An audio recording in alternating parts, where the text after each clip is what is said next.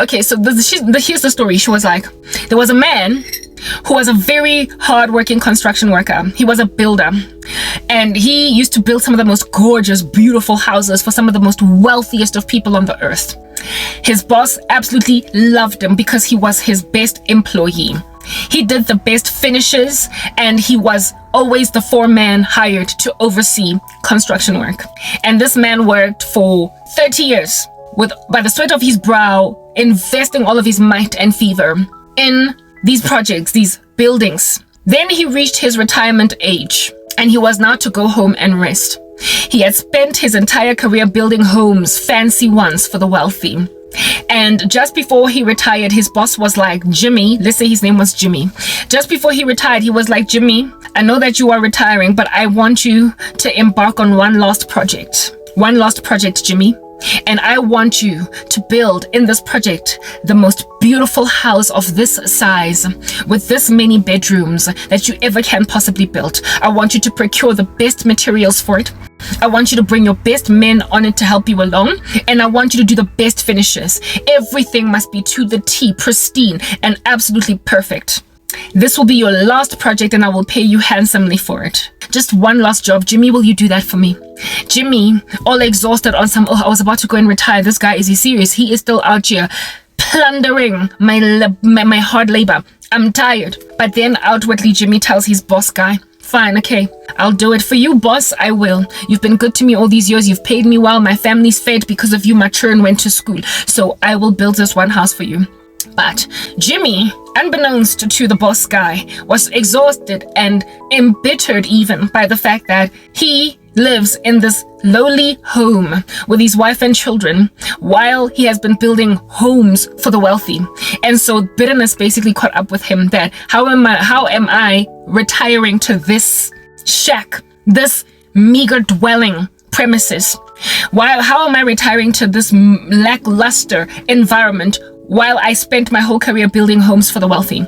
And with that attitude, Jimmy went on right ahead to basically disregard the instruction of his boss guy.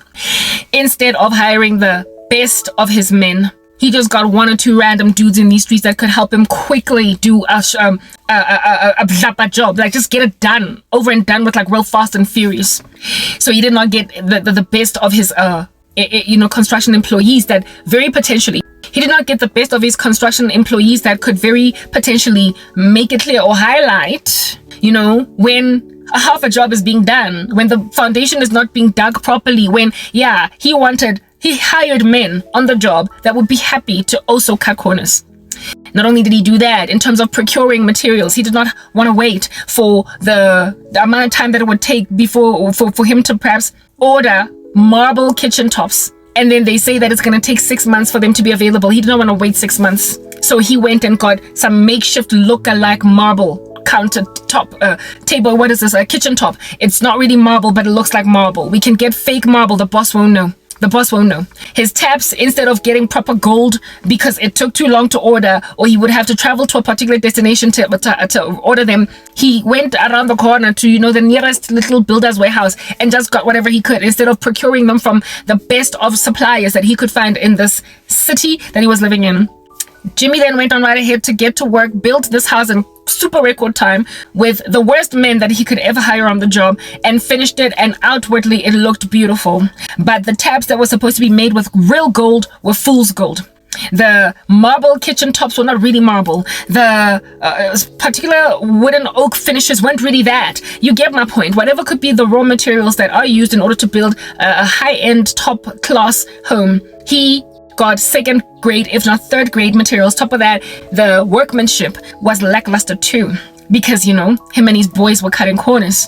And lo and behold, I bet you can tell where this is going. When the house was then built and finished, his boss was like, Jimmy, thank you so much. You've been one of my best employees, and I'm so grateful for all the effort that you put in. You have made me a wealthy man because of the homes that you have built for my clients. So congratulations, this is where you are retiring. This is your home. Gave him that poorly built mansion that would have been his home for the rest of his retirement days, that would have made more spacious rooms for his children and grandchildren and wife and all that jazz. But he knew that he did second grade work, shoddy workmanship, and brought in the worst of his builders, and it's basically on shaky foundation. And he was going to leave that for his boss later to deal with when his client is now complaining of snags and all different kinds of things because the construction project was not properly executed. Jimmy's regret was voluminous, you would imagine. He cried, mourned like a baby. And when he was mourning and crying like a baby, his boss thought that those were tears of gratefulness. His boss thought that those were gratitude tears, like crying when someone, oh, you gave me a mansion. Like all those people crying when Oprah gives them cars. You got a car for you, a car for you, a car for you. Yeah, this man got a mansion. And he cried, and his boss was like, don't cry, Jimmy, this is for you. It was an emotional moment with the boss not knowing that Jimmy's crying because he botched the job that would be his present. You know, when Mrs. Bierkus told us that story in grade 7, I was like, whoa, I don't ever want to be a Jimmy. She was a really great storyteller. So she really grabbed us, like she attached our attention to every last word. We were hanging on to it. And it was like dead quiet in the class. And some of us were crying at the end of it on some, oh, Jimmy, wish you hadn't done that. This is so sad because you worked so hard. You worked so hard all those 30 years only for you to get a poorly built house. How could you do that to yourself? Yeah, I will never forget that story.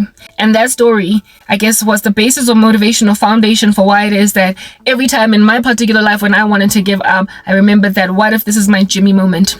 And you know what, guys? I have been promoted in the past at the precipice of disappointing, like Jimmy. How it is that I got a project management promotion when I was working at MTN was indeed through an almost Jimmy moment.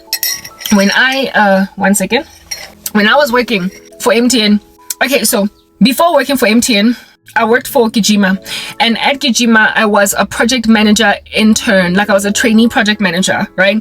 But I had not gotten enough training on the job or experience on the job for a company like MTN to be prepared to interview me for a project management job. So I had only like 1 year project management experience, and MTN wanted people with like years and years and degrees and what have you. So the recruitment agency recommended me to MTN, but MTN didn't want to call me for the project management job because I was underexperienced. However, the man that will ultimately become one of my bosses was like, we'll see her because the recruitment agent keeps on hammering it down my throat that we must see this girl because she likes her. So the recruitment agent, kudos, shout out to her, really pushed my case to a point of annoying these people enough to see me. Literally 10 seconds into the interview, like just shortly after, tell us about yourself, I got stopped like dead break by these two people interviewing me, a man and a woman. And the man was like, look, Karabo, we like you. And as you are interviewing right now, you're well spoken. You can give us all the right answers about project management. And you probably will do well in the interview. But at the end of the day, you still don't have enough experience. We can't just let you hit the ground running just because you were, able to articulate yourself as to what project management is about. However, we like you, and you will have a future in project management. Are you prepared to come on board as an administrator, like a program coordinator? And then after 6 months, once you've proven yourself, then maybe you can start to see if you can't, find a project management opportunity in the organization. We don't want to let you go. You came highly recommended by your recruitment agent, and as you're speaking to us now, we also like you, but we can't just go out on a limb and trust that you're going to be good peoples, and actually do the job well with this little experience. We would like to retain you at MTN, but not in the position that you're presently applying for. And then he also guaranteed me that I won't be taking a pay salary because anyway, at Kijima, it was a contract job that if at all they were to make me permanent, I was going to earn a lot more. So what they offered me at MTN within that coordination space was even more than what it is that I was earning as an intern or trainee project manager at Kijima. So I did not take a pay cut, and that for me was incentive enough. I was like, okay, fine. I am going to work for in an environment where it is that they're going to be happy to train me, and I will then ultimately in due season get promoted. So I took the job at MTN, and my future boss that convinced me to take this demotion ran me around in circles, twisting in the wind for not 6 months, but 2 years. He told me that after 6 months, you will get promoted to project manager, or you will vie for project management. You will apply. You will basically be put in a position to have proved yourself enough for us to consider putting you in project management. And he literally said to me 6 months. He said 6 months. That man deceived me. Him and that woman. They both deceived me. And I was like, okay, I thought I was going to be doing this for just 6 little months. A year tops. 2.5 years progressed, and I was still a program coordinator. I had done everything that I could do. I had shadowed a project manager. I had done a professional track. What do you call this? You know, when you are trying to build a professional track to get to another position, what are they, I forgot what it's called, but a career building KPI, I forgot the terminology for it, but that thing that you do to say to your boss, this is what I want to be in 2 years, and what you're doing to work towards it. I had done all that and taken all the steps in order to get there. I had not only shadowed one PM, but a lot of them, and one of them even took me under his wing.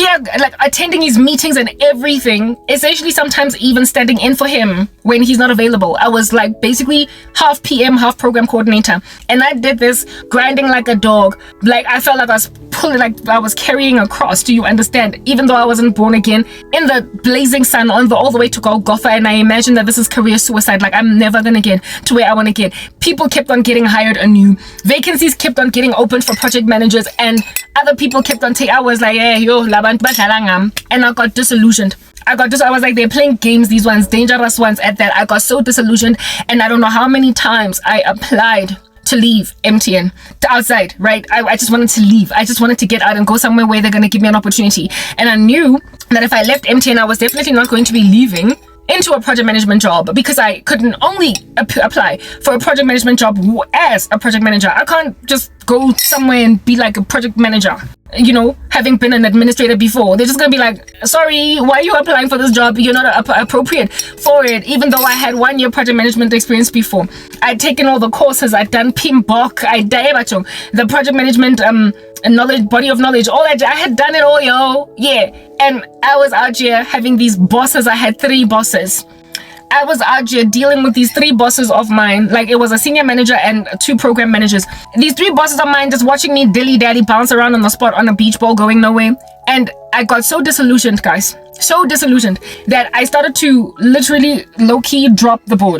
I was just doing enough. Like, I would go to work on some kifiklile. I've clocked in. My access card is registered on the system.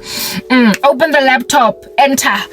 Send email. Do what I need to do during the day. Chill in the coffee shop for half an hour longer. Like, I was basically just annoyed, irritated with my 3 bosses because they knew what I wanted and they were wasting my time. I was like, Wena, I see you. All you want is for me to be your administrator for life. You like me, it's clear. For life. You want me as your administrator for life because you trust me. But at the expense of my career, you trust me. You don't want to let me go. Hey? You don't want to let me go. And so you're going to keep me an administrator for 5 years just because you don't want to have to go and retrain another person. I see you. I was embedded, and the project managers. The project managers that I used to serve that were part of the teams. I get that there were program managers who had project managers underneath them. And then there was their boss lady, the senior manager, who was my line manager. So I used to administrate the team's project management office thing, me and 2 other program coordinators, because the senior manager lady was running teams of program managers, and each one of us coordinators had 2 program managers teams to deal with, and these 2 program managers had teams of project managers underneath them, and we would administrate 2 teams of program managers with project managers underneath them, but we all reported into the senior manager. So we were her kids, you know? Yeah, type thing. However, we served her subordinates. We served her program managers and their project managers. Attitude. Yo, guys, attitude. You know, my ting attitude that I used to give sometimes, especially Monday mornings. Yo, don't give me mornings. The attitude that I would sometimes give to these project managers. Some of them I would look at them on somewhere, nah, I can do better than you. Wena, Because you're lazy. Because I had access to their workflows, I had access to their projects, I had access to their work ethic.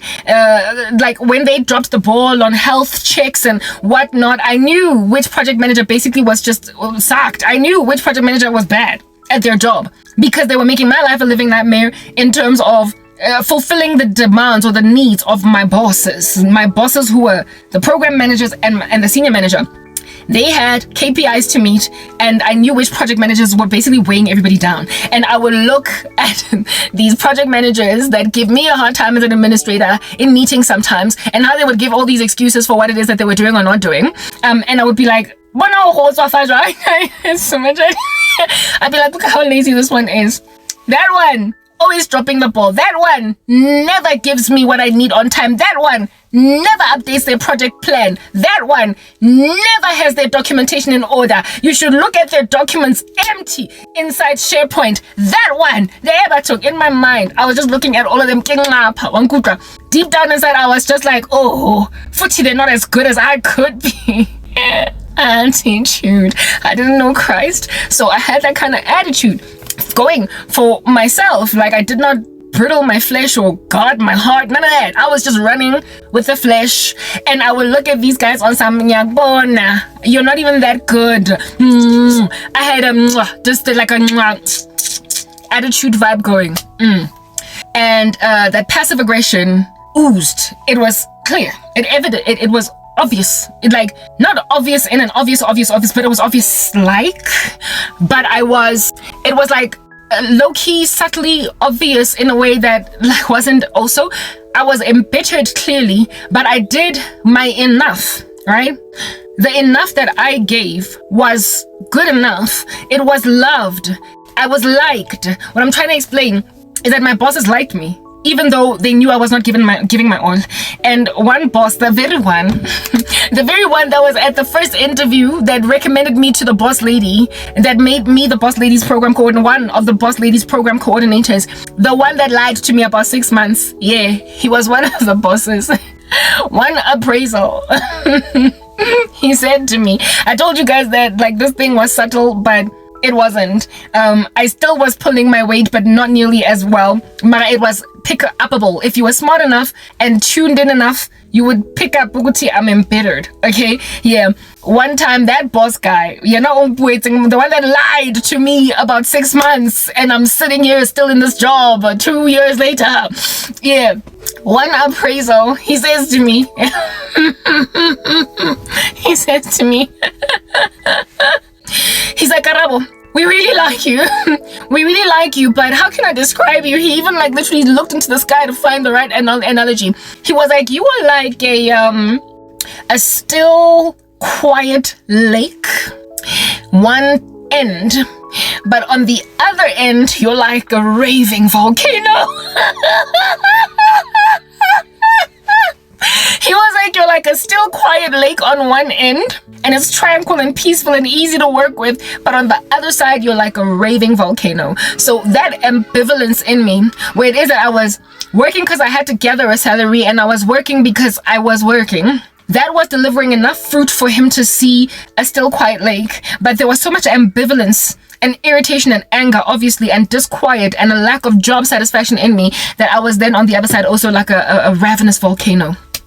And I was like, oh, and when he said that, I knew exactly what he was saying. He used that metaphor and did not go and explain it even deeper. I understood immediately because I did have that ambivalence. I knew about it. I was angry, and I was actively applying for jobs outside of MTN, and the only ones that responded to me were trying to get me to do jobs that I imagined to be dead end. And so I stayed at MTN because I'm not about to go and move to another dead end space.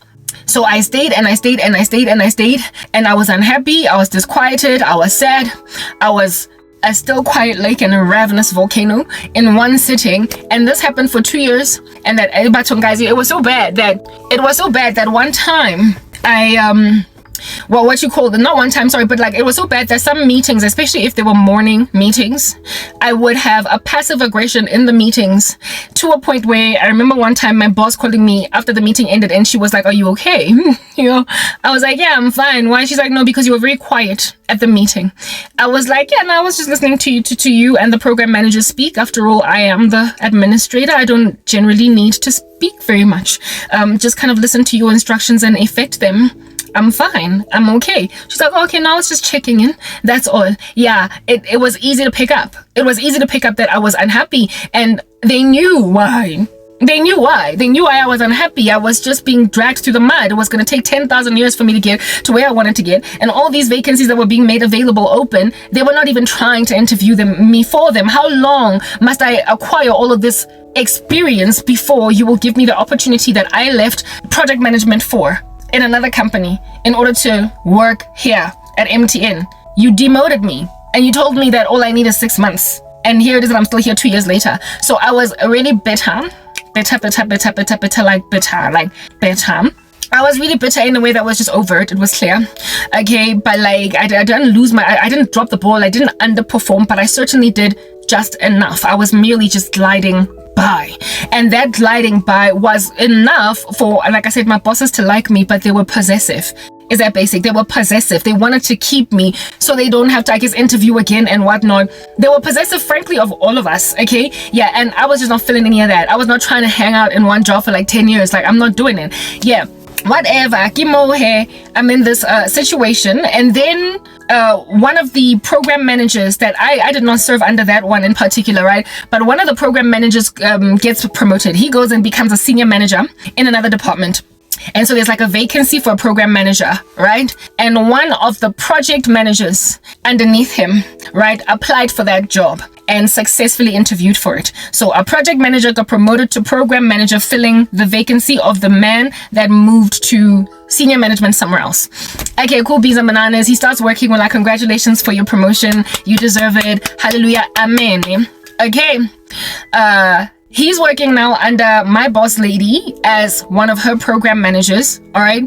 And my boss lady gives him a project to do as his subordinate. And that project has something to do with consolidating a certain work field, a certain workflow process that would need the assistance of all of the program coordinators. It would need the assistance of all of the program coordinators, okay? In the department altogether, and I was one of them. In the beginning, there were 3 of us program coordinators, but as the years progressed and they did reshuffling of structures, we ended up acquiring like I think 3 more. So nearly, or 4 more, so nearly like 7 or something. There were like 7 of us program coordinators scattered across multiple project management teams and program management teams. Okay, cool beans and bananas, right? I was one of the OG program coordinators. And so and also the most trusted. He went and asked, who's this, the boss lady, on some, okay, this project that I am hooking up that you want me to do, that's going to consolidate these workflows for our teams. You want me to work with program coordinators. Which one do you recommend I check in with first, tap on the shoulder of first? And this boss lady was like, Karabo, go to Karabo, definitely Karabo. Like, Papa, like I was out here passing so much shade to these people, right? I was obviously angry. Like, why are you wasting my life and my time? Why are you wasting all my skills? Why are you wasting my excellence in this like deadbeat job? What's going on with that? But despite me having that attitude, I was trusted. She liked me clearly and trusted me clearly the most, to a point where when this gentleman that had newly gotten this promotion asked, out of the program coordinators, who can I ask to, perhaps help me spearhead this thing, like commence it, like the project to consolidate these workflows? Which of the program coordinators can I trust to lead this in a way that is successful, that's going to consolidate everything in one bunch? And my boss lady was like, Karabo. Like, she did not hesitate to give my name.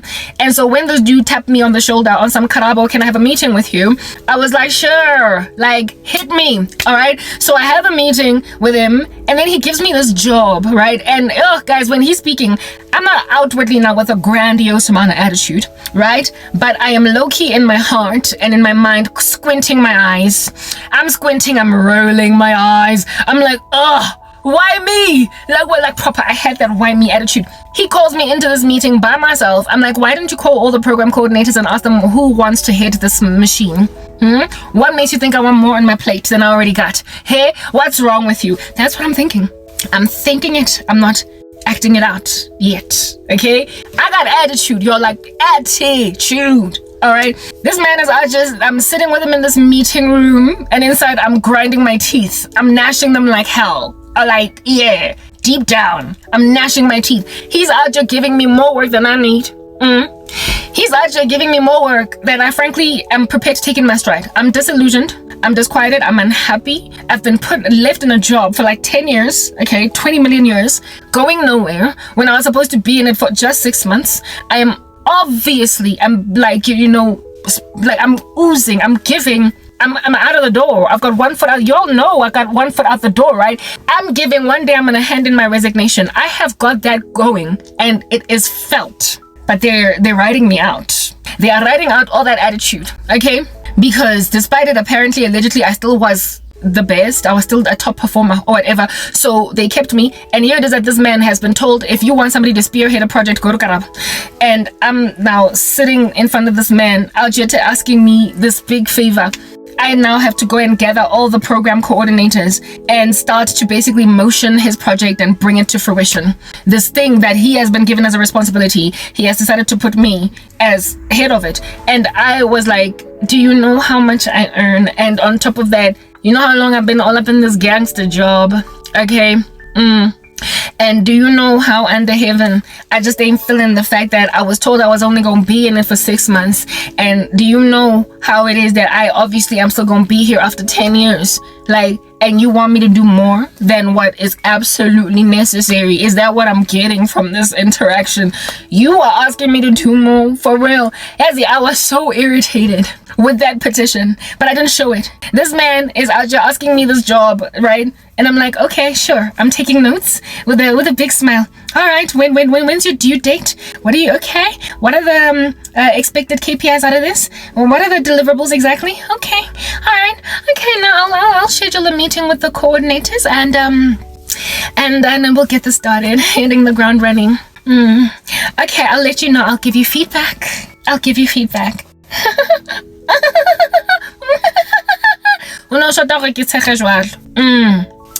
Alrighty, cool beans and bananas. I tell this new program manager guy that fine, I got it. All right, and it's work. You can't not do a job that you're given. You can't ignore a job that you're given, because then that's insubordination, right? But I was so lazy for it, and I was so disillusioned still, like, yeah, for all the reasons I've highlighted above, that I just felt like you're adding more to my plate than is absolutely necessary. But whatever, I'll do it, okay?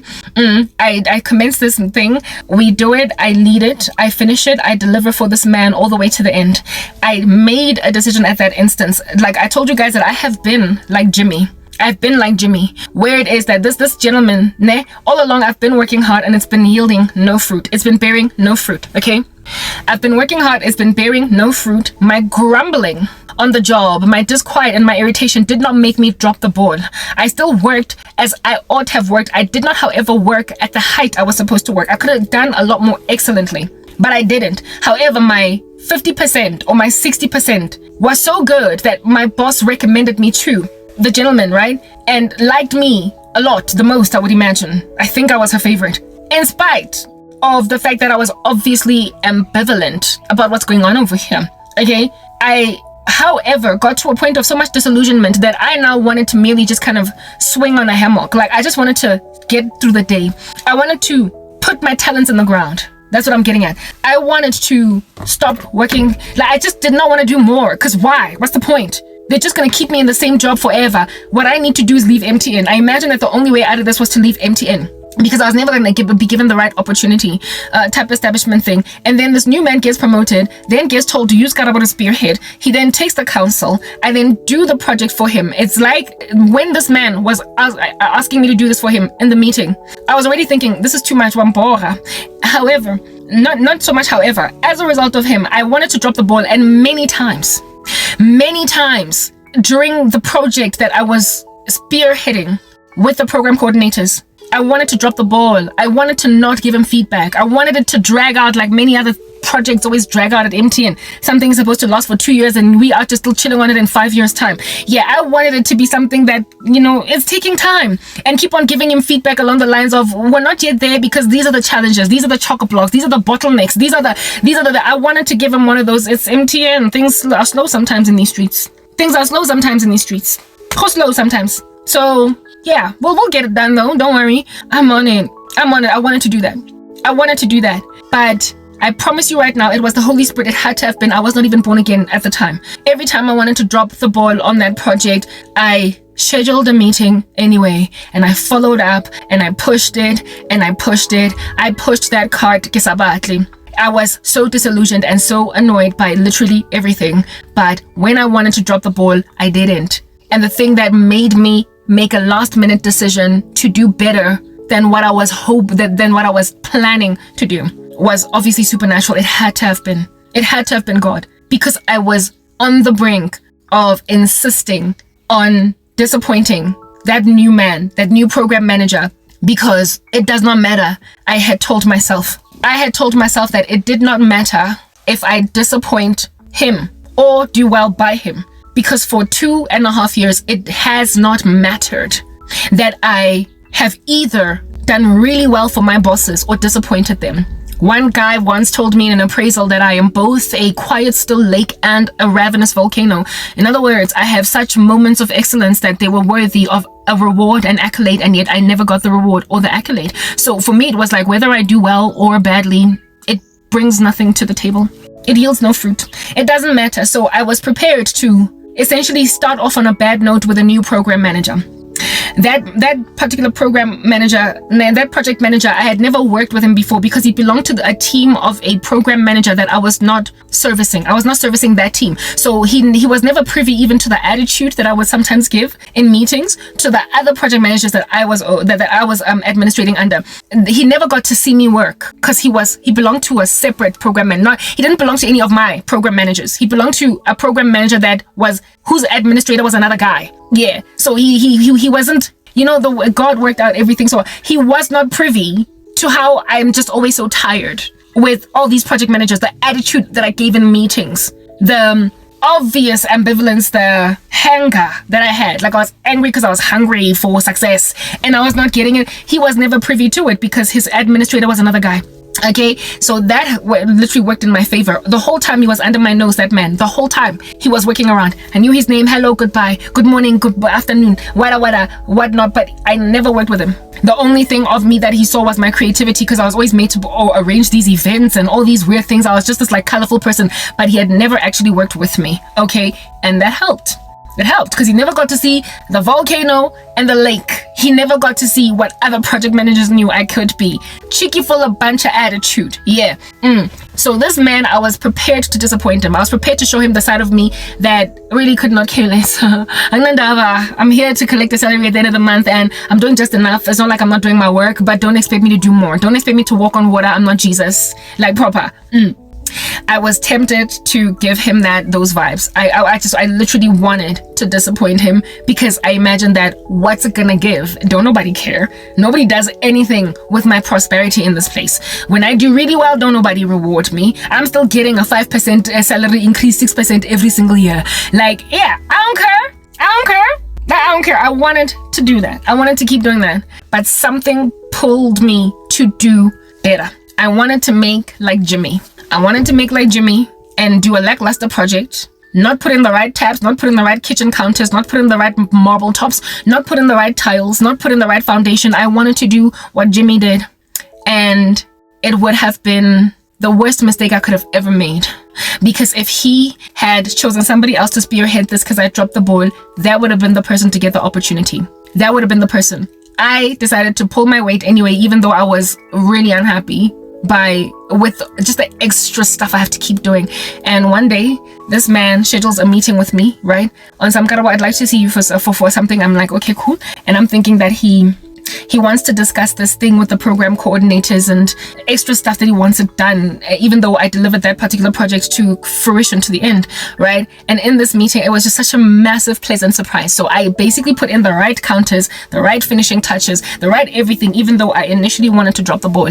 I wanted to drop the ball, and he calls me to a meeting. I'm sitting opposite him in the meeting like a neat little girl, and he's like, Karabo, with this program coordinator thing that I asked you to do, it was one of my first projects under my boss as a program manager, and it got me rewarded well by my boss. She really liked how I delivered it, and I realized that really, if it wasn't for you, I wouldn't have done it. I wouldn't have been able to deliver to her that which made her proud of me as her new program manager. Essentially, I started off on a good note with my boss because of you, and I realized that you have absolutely everything that is needed and that it takes to be a project manager. So I have an open, guys, I'm getting emo just thinking about it. What he was like, I have an open vacancy in my team, and I have already spoken to my boss, your boss, that I want you to fill that vacancy. I will keep it open. I don't even want to interview other candidates. I want you to fill that position. But the interviews are Yazi, before he could even finish speaking, I was like, what? I was screaming in this room, jumping up and down in this meeting room, and I was like, you what? Like, are you what? Like, what? Yo, what? Like, yo, what? Like, yo, what? That's when I was literally out of my mind with shock. I was out of my mind with shock. Like, it came at me like a ton of bricks, unexpected. And I was just like, yeah, this man was out here telling me that this job is as good as yours. We only have to go through the formalities of the interview, but it's yours. I want you to be one of my project managers, guys. And he had already told my boss that I want Karabo to be my project manager, and my boss this time around was like, I can't be holding on to some people forever, People gotta grow in these streets. Like, we gotta let some people go. So it's okay, it's fine. You can take her. You can take her. She's been wanting to be a project manager. If you want to give her an opportunity, I realized perhaps maybe I might have taken 10,000 years to allow her to move over, because frankly I was selfish for her. She was possessive. She was. My bosses were possessive of me, and it took one of the program managers being like, can I take her? And she then conceded. She was like, fine, you can have Karabo. I guess I'll go and I'll hire someone else. Somebody else will come and be my administrator. It's all right. Okay, fine. She finally let me go. She let me go, and it was frankly because of her recommendation that this man ended up wanting me. But I got the opportunity that I've been waiting for all this time because of the fact that I kept on working hard in spite of wanting to drop the ball, because I imagined what's in it for. Like, it's just a waste of time. What is the point? Like, what is the point? Why? Nobody rewards me when I do well. Nobody punishes me when I do badly. I'm just out here in limbo. So I'm just going to keep being in limbo. And because the Lord is the one, I believe it was Jesus, it had to have been. The Lord was the one that basically low-key nudged me to do better by this man. Because this time he's different. He's not going to be like the other program managers that will sit and bask under the sun of your services and not acknowledge or give credit where it is due. He's not going to ignore the fact that you are good at what you do. He's not going to ignore the fact that you are in the wrong place. It's time now for your promotion. He's not going to ignore it. And so because I pulled my weight, this man motioned everything, and I thought that, just like things happening at MTN, you are to be given a promise in like Jan, and like in September, you still out here waiting for it.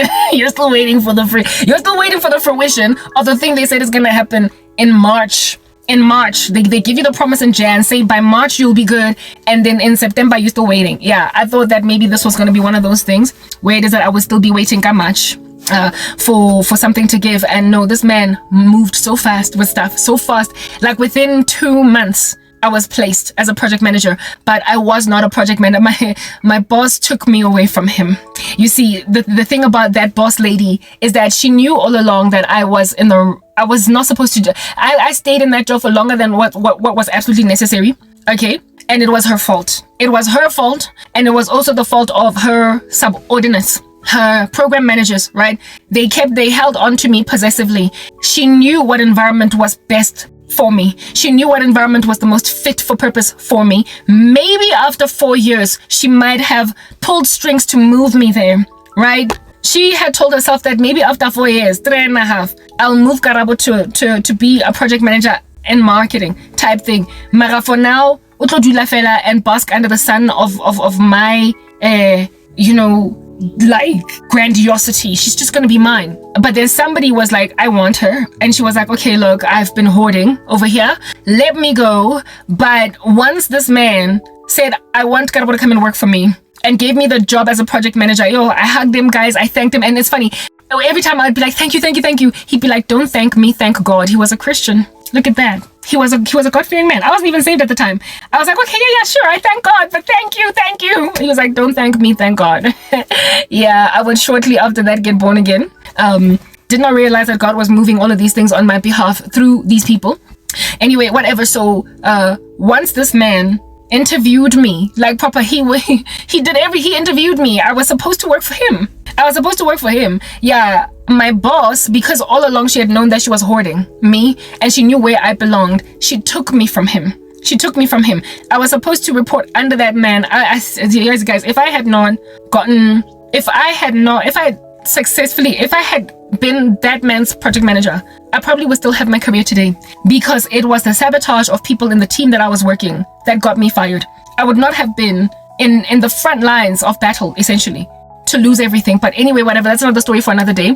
I was taken away from this man at the last minute, and my boss basically placed me in a team that was fit for my suite of talents. It's like she had been looking at me all of these years. She knew that I was a creative, I was eccentric, I was a particular way, and imagined that I would be best fit to go and work as a project manager servicing the marketing department instead of the man was business marketing. So he was marketing but for business, whereas we were consumer marketing. So she put me with consumer marketing because she imagined that was the better fit for me. So I ended up working under another boss, working with different people, because that's where it is that my boss had literally all along, that's where she was planning. She was planning on moving me there, but maybe, like I said, after 4 years. And this was now 2.5 years down the line. She was maybe going to drag me through that heinous maze for another 2 years. She was going to turn me 30 all up in that position and then be like, okay, hamba. She was possessive. She and the other bosses, and a new program manager is the one that ended up awarding me that opportunity. So I ended up working for another program manager. But what I need you guys to understand is that what I'm trying to explain with that story is that if at all I had made a decision to not run, where it is that other people are doing laps around me, if I had made a decision to just walk or not give my all or give just enough, I would have stayed in a job that I didn't like for much longer. Some other person might have gotten the promotion that I got because they would have probably pulled their weight in a way that I didn't. I would have disappointed a man that was put in a position by God to give credit where it is due and award acknowledgement, instead of dilly-dallying, beating around the bush and causing a person to spin on the spot for years. Okay? I was about to go and disappoint the right person. What I'm trying, basically the wrong person, but he was the right person placed at the right time. What I'm trying to explain is that in this world, you're going to get people that are going to delay your breakthrough deliberately, knowing that you're bigger than that, knowing that you're better than that, knowing you deserve to be elsewhere. Also be aware of your ambivalence. Be aware of how hangry you are. Angry because you're hungry. Be aware of what you can do, but absolutely refuse to acknowledge you in that regard, and take in their stride the irritation and the passive aggression that you are walking in, because at the end of the day, you are beneficial to them. They will hold onto you possessively at the peril or expense of your career or whatever it is that you're trying to do, knowing that you're better. And it will take somebody being raised up by God to take you out from underneath possessive people. Somebody that will ultimately eventually do what is better. And these possessive people will admit that, okay, so I've been hoarding. They will literally admit that they've been hoarding you, and they will let you go when somebody decides to finally acknowledge you, but all along they will have literally been hoarding you. And that's why you gotta work hard in spite of how long you've been in this grain, and whoever gets brought in for you to do new favors for, new projects for, work heartily as unto the Lord for those people, because you don't know if they are potentially not your olive branch, your breakthrough, the final destination, the person that is going to finally not let you be really good and ignored, the person that will finally give you the job opportunity because they see that it's yours. Yeah, you don't know who amidst all the plethora of people that could be put in front of your face are that guy or that girl, the person that is essentially the Pharaoh of Joseph, the person that is essentially the person that ultimately awards a waiting person their deliverance, their breakthrough. You don't know when you have finally met your Pharaoh. Do you understand what I'm saying? You don't know when you have finally met your Darius as Daniel in the lion's den, like a person that is going to give credit where it is due, reward you for what it is that you have rightly worked for and so therefore deserved. You don't know. So that very wise sage story that my teacher in primary school gave is applicable even in this Christianity that we are walking. God makes it clear, whatever you do, work heartily as unto the Lord. Don't throw your talents away. God is going to call you a slothful servant. So you have a duty to God to work hard, but over and above it, trust that God will himself place the right people at the opportune moment, at the opportune time, to acknowledge you where others have blatantly disregarded that this here is a waste of a person's time. But they don't know that. They don't know that. They don't know. Nobody else knows that I'm wasting Karabo's time. So they will just hoard you. They will just hoard the living daylights out of you. There are people that are going to basically rescue you from being hoarded by possessive people. There are so many people littered across corporate South Africa or everywhere where it is that you might find yourselves that are hoarded by possessive bosses. Bosses that cause you to quit your job to move to another company in order to find a place where you can be able to move. Even though if you had stayed in that company, you would have been promoted in that company. And so therefore started off from that elevated position. You would have been given that springboard. In order for you, moving to another company, you're starting on a very lofty note. Yeah, but there will have been such barriers to entry to you that you will end up literally leaving a job that was the best environment in which for you to grow. But you left because they just kept you in a grain. Even though you were the one that was training everybody. You were the one that was this and that. You were the one that was the best at this and that. You, frankly, were so trained at the job that you are too inherent in the future, that you are basically teaching even those who do that job their job. Like, you know how it is that I was with project managers, I would look at them on some, when I'm better than you, when I'm better, like people that were dropping the ball like no man's business. I was an administrator and was privy to their work ethic, and I would look at them and I'm like, you're collecting that big fat chunky project management salary, Mara, you suck. Like, you're lax in comparison to many of these other project managers, and in comparison to how I would do if I was a project manager. You are bad. You are not good at what you do. You are not good at what you do. And yet you're the one with the job. Yeah. When you are so ready to do a job that you are already better than people who are already doing that job. And yet people are wasting your time. God knows that. And he sees that pain. He recognizes the fact that there are others who love to hoard people and twist you in a wind until you feel like you have run out of breath. God knows. God knows. And he will raise someone up. I need to use the bathroom. Okay, I'm back. Yeah. All right. Yes. So basically, guy. Yeah, I was speaking about how it is that dropping the ball, first and foremost, it's ungodly, right? We should not do it because that's the throwing away of our talents. God is going to call us wicked and slothful.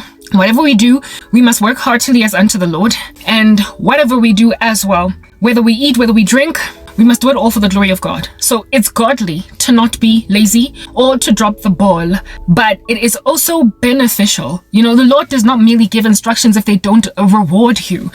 It is written in his word that God is a rewarder of those who diligently seek him. So when you hold fast to him, he's not merely going to keep you in a grain that is heartbreaking while you just in a very ascetic fashion, while cutting yourself and beating your flesh into submission and denying your flesh and all that jazz. You're going to get nothing at all out of it. No, he rewards in due season. Just like it's written in his word that do not grow weary of doing good, but in due Do not grow weary of doing good, for in due season you will reap the peaceful fruit of righteousness if you do not give up. That is what the Bible says. So you will reap eventually. And in the season of your waiting, it's written that God is going to renew your strength. Those who wait on the Lord will renew their strength. They will mount up with wings like eagles. They will run and not grow weary. They will walk and not faint, right? That's just the promises of God. You never know when you are dealing with a man or a woman that is going to finally give credit where it's due.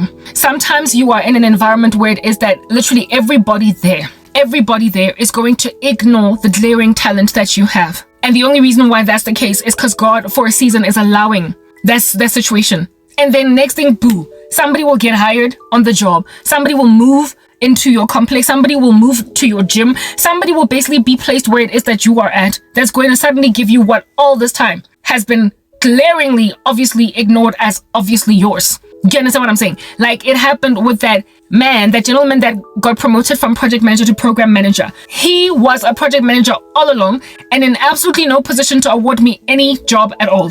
And then one day, the one guy got a job elsewhere and then the vacancy got opened. He got promoted to that job. And within a matter of months, I was a project manager because of someone that was not there all along. He was not there all along, but that's what God was planning, that somebody else would move in. So do not look around scanning the periphery.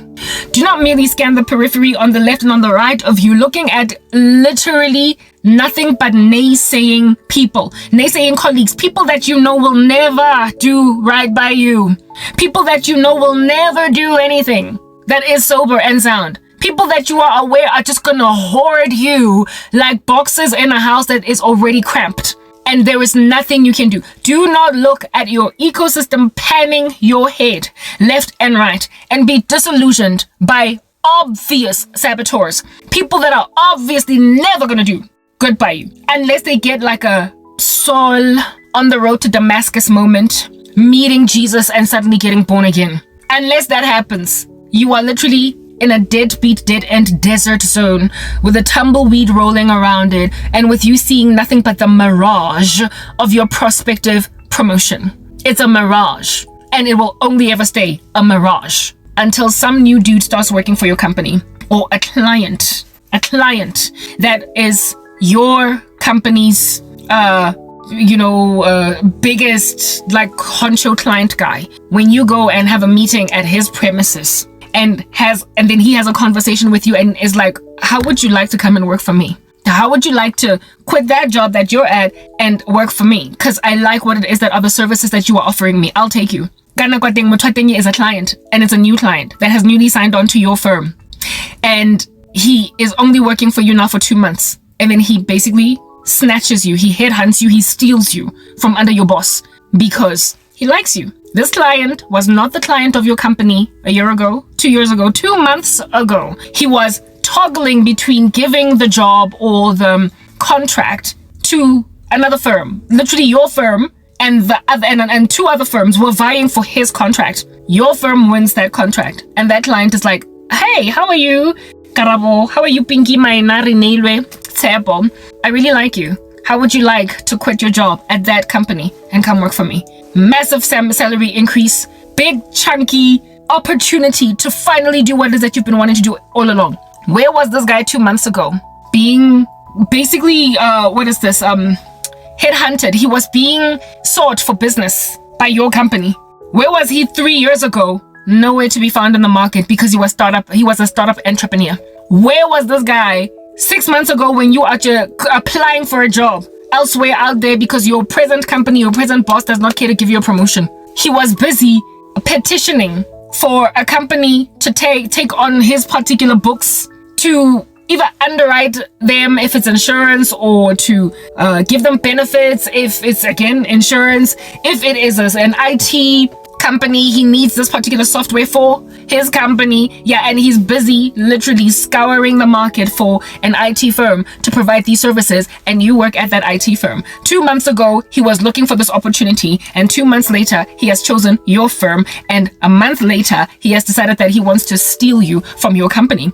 You literally don't know where these guys are going to come from. So don't look at your company and your boss or your colleagues that will never say anything right about you, or just don't look at the dry little desert where you are seeing the mirage of your prospective promotion as the dead end. Recognize that wherever you are placed, God has put you in the right environment. You are perfectly placed. You are perfectly placed. It's written in Psalm 139 that the Lord has set apart every last one of our days in advance before any of them comes to pass. So God knew that you would work in a job that is dead end, with a dead end job, with a dead end boss and dead end colleagues, dead end possessive bosses. God knew that you would be there, and they would refuse to acknowledge that you deserve the promotion. They would refuse to admit that they keep on making you train some people, even though you're the one that should rather be getting that job. They will just ignore it until, like I said, a new client works for your firm, or getting a contract with your firm,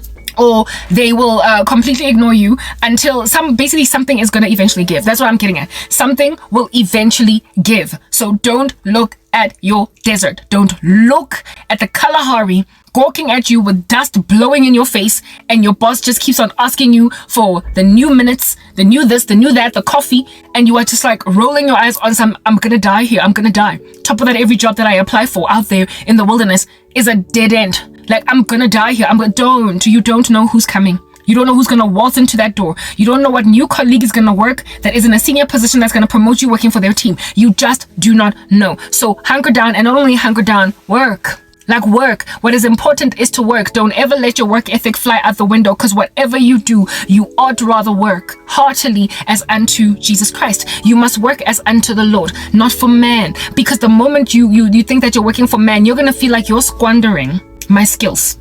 You are using me. You are ironing me flat like a shirt. I see you. You just want me to be here for 10 years. You will literally look at your boss as, uyazi ukuthi ngazi wenzani kodwa ngeke.